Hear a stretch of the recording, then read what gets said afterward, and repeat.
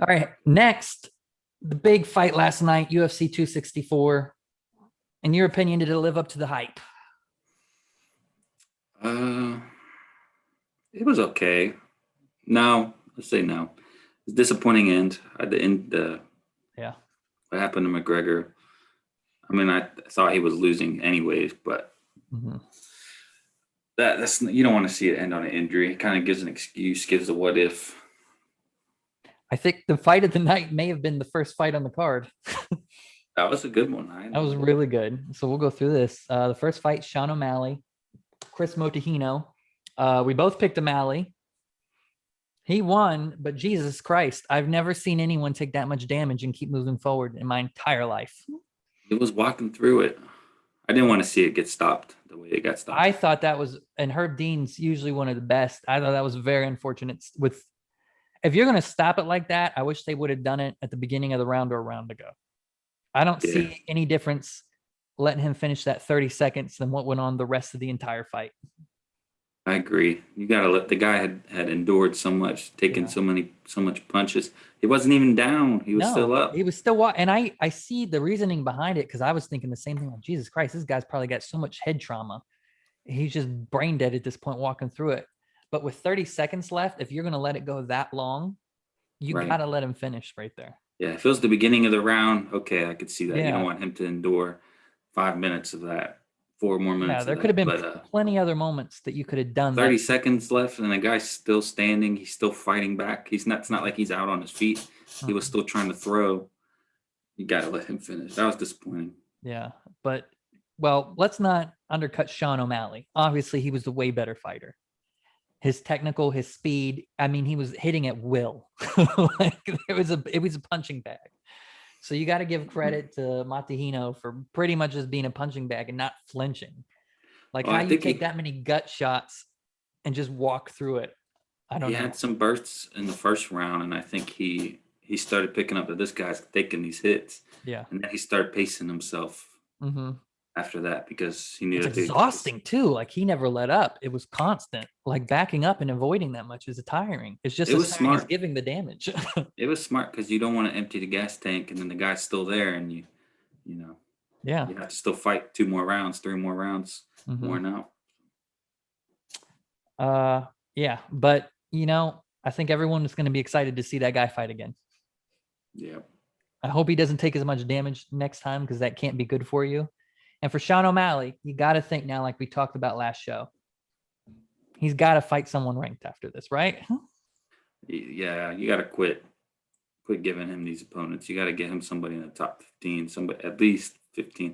If Exactly. you want to give him kind of a ranked guy that's tough on his way up, give him Cheeto Vera, give Hmm. him that rematch, or give him somebody in the top 10. I mean, obviously his skill level was way out of this guy's league. And So you got to fight someone better. the UFC is just building him up. Yeah. Next fight, Irene Aldana, Yana Kutsi. I still don't know how to say that name. I'm just going to avoid it. Luciano. There you go. Aldana won round one, pretty convincing. She knocked her down. Uh, we didn't know much about that fight. Aldana is obviously a pretty good fighter. I mean, I feel like she had good technique. I think she could be, the tops of these divisions. She came in pretty. She came in very overweight. She was 139. Was she overweight? Mm-hmm. I They mean, were fighting at technically she was 135. overweight, so you always look at that. And it's like kind of That an could unfair play. advantage, but Yeah, technically she looked a lot better. yeah. She looks like she has potential that she could be big in the division. So we'll see more from her. Tai Tuvasa and Greg Hardy. My prediction for this was Greg Hardy. I hated that prediction as soon as I made it. I wish I would have picked Tuivasa. Uh, man, that was a short but freaking exciting fight. Yeah, it was good. Really good. They both got a little wobbly. Both got a little rocked. Yeah, that was Greg Hardy rocked him and he went in for the finish and he just kind of missed and set Tuivasa up for the big knockout. Yeah, Tavasa stopped him cold. Teed up on him and he went down and he was Mm-hmm. didn't want any more of that. Don't jump on me. Mm-hmm. Yeah, Tavasa, He's ready to fight some ranked fighters. Yeah, he's good. His personality's electric. Everyone loves him. This guy's going to be a huge star in the division. He was going up before, and then he took some losses. Yeah. I think he's been working on some of the weak parts of his game. So I And think we he's talked about coming back last a lot night his better. ground game he's been working on. Yeah, he's been training with DC and Mhm. AKA. He's getting better. Big future for him, I think. We're going to see big things from Tai Tuivasa. Greg Hardy, I don't know. He's not a fan favorite. Obviously, he has controversial history. He's lost a few fights now. He's 7-4. Mm-hmm. He could not have too many more fights left in him in the UFC. Yeah, he might be one, maybe two at most away from getting cut. Yeah, one more loss. I think you might see him in Bellator or something. He's a great athlete. He just got into the game too late. Yeah, and I think that's hurting him now. It's hard to make up all that time on these guys that have been fighting their whole life. it is. It's not. I mean, people. I think a lot of these athletes think I'm athletic. I'm strong. I'm going to go punch these guys. It's very technical, guys. Athleticism, especially in the heavyweight division, strength can get you pretty far because obviously you can knock. Greg Hardy can knock someone out with one punch. But I mean, we saw last night, you missed your opportunity and it's over. In the heavyweight division, all these guys can knock out with one punch. Exactly. So he missed his shot, and then Tuivasa set up perfectly to counter that. Yeah. The next fight last week, I said, man, I think this is going to be a bloodbath, one of the fights of the night. Obviously, it was not. It was kind of boring. It was very technical. Not to say it wasn't a good fight.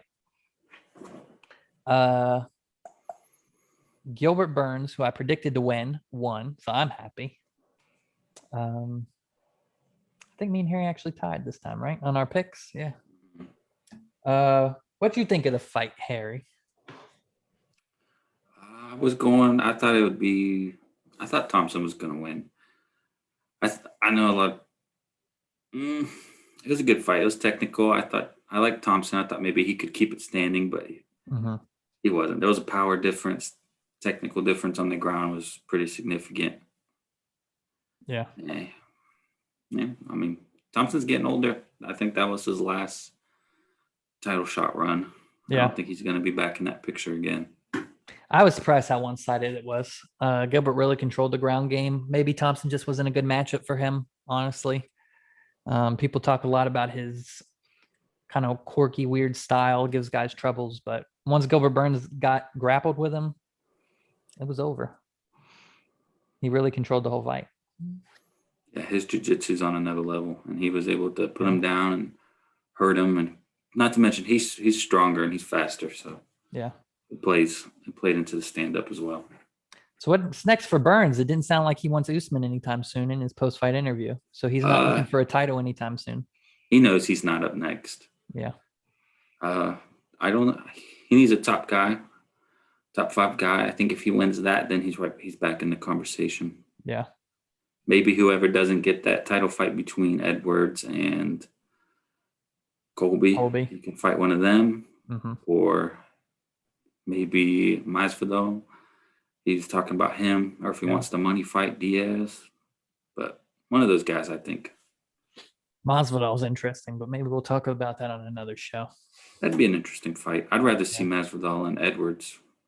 Yeah, I don't know if the style of Burns and Masvidal would make for a good fight, honestly. I think it could be a lot like Usman and Masvidal. Yeah. Fight of the night on paper. Poirier McGregor. Man, unfortunate ending. Boy, we've seen a lot of broken legs lately. Jesus Christ. Like almost every fight, someone snaps their leg in half. Every card. Those calf kicks and stuff are becoming a lot more popular. People are using them a lot more, and I think people are also learning how to defend them and check them, and I think that's the problem. I think I lean more towards the side that his kick got checked. Yeah. It cracked it, and then when something had to crack it. It didn't just break from him stepping back. They showed the replay later on, and I think he got checked. He hit him right on the knee. Yeah. I think that's what hurt it, and then later on it finally gave through. So.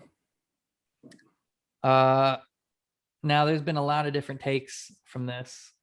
Joe Rogan said he thought Conor did very good. He disagreed with a lot of the takes that said Conor didn't do good. Obviously, a lot of people think Conor needs a rematch now. To me, it looked like Poirier all the way. I don't think there was any way Conor was winning that fight, even if that didn't happen. I agree. Poirier, I think he weathered the storm. I think McGregor tried really hard in the beginning. Mm-hmm. I think he even gassed himself out after he did the guillotine. And then Poirier was just on top, raining down. It was the judges' scorecards after the first, there was a 10-9 and 2 10-8. So yeah. Conor looked helpless on the ground. He had no defense. No. You're obviously not good enough to submit Poirier. And then, I mean, he was just getting pounded and he couldn't get out of it. He looked like the last fight where he couldn't do anything. Or the Khabib fight, honestly. Once he was on the ground, it looked like that's it. I think if he wasn't McGregor, that fight would have been stopped at the end of the first. Yeah, I mean, it seemed like that as fast as Herb Dean stopped the earlier one. He was waiting, so we got another round because he was getting pummeled at the end of that. He was just getting pounded, and because he's McGregor, they didn't stop that fight. Yeah, they wanted to get 2 rounds. But I didn't even see the break when it happened. I mean, I thought he just rolled his ankle a little bit. And yeah, I didn't notice it. I didn't notice it until after. It looked like he fell back. I thought he took a punch, honestly. I thought he got rocked. Because I think he got hit lightly or something. When he went down, I was like, did he get hit that hard? So I saw his foot kind of move, and I thought he just rolled it and went down. But I didn't even see the foot. I just thought he got caught, and he kind of took him off. I was like, boy, he looked like he took more damage on that punch than it was. But no, they showed that replay 5,000 times. And when he couldn't get back up, I kind of saw that it was broken. So. Yeah. I guess the biggest part of this fight was the post-fight. Conor with his broken ankle talking mad shit. Poirier does not like him. Poirier does not like him. A lot of animosity. Poirier is all about it because he knows it's easy money now. Yeah. I mean, that's what people have been saying. It's easy money for him. I mean, obviously, he's at a different level now. It's not McGregor's not what he used to be, but he's still the biggest money fight in the UFC. So for Poirier, I guess that's an easy fight to take. Plus, he doesn't like him. He would love to pound his face some more. I don't think McGregor's a threat to him anymore. McGregor's going to take the fight, which is going to be very bad for his legacy, I think. If you're McGregor, and I know he won't do this, you take the Nate Diaz fight, and then you go fight a Paul brother for a bag of money. And then you talk your shit. And for the rest of your life, you can talk about how Poirier got lucky, I snapped my ankle. For the rest of your life, you can talk that shit. And even though we may think you're wrong, no one can say anything. But if you go in that ring again and he beats your ass, there's nothing you can say. And then you've dropped 5 fights in a row. He's going to get that. That's their excuse to give him a title shot. It is. They want it. Dana wants the money. Dana, if it was any other fighter, there's no way he'd get another shot at Poirier. I don't care. But Dana knows. Dana wants that. He still sells out the arena. He's still the biggest fight. It had a big fight feel. It did. I mean, it was a huge fight. It was build up. But if you're McGregor, don't do it. That's all I'm saying. It's going to mess things up for you, man. You're considered one of the greatest of all time. You don't want to drop 3 fights in a row to Poirier to end your career. He's got much. He's lost 5 out of 6. Yeah. 6 out of 7 doesn't make that big of a difference anymore. I think it does. Because you can, like I said, if you're Conor and you're retire and you're on an island somewhere with your money, for the rest of your life, you can talk shit about how, oh, if I didn't break my ankle, it was that. Some of us know that's bullshit, but no one can say anything. But if you fight again and you lose, you can't say anything. That's it.